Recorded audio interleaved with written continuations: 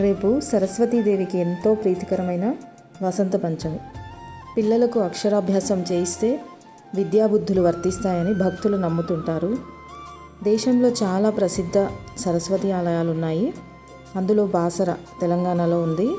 ఆ తర్వాత శారదా పీఠం కాశ్మీర్, శృంగేరి శారదాంబ ఆలయం కర్ణాటక, సరస్వతి ఆలయం పుష్కర్ రాజస్థాన్, కూతనూరు సరస్వతి ఆలయం తమిళనాడు, విద్యా సరస్వతి ఆలయం వర్గల్ తెలంగాణలో ఉన్నాయి. నేను శౌర్యకి అక్షరాభ్యాసం బాసర్లోను వర్గల్లో 2 ప్లేసెస్లో అక్షరాభ్యాసం చేయించాము.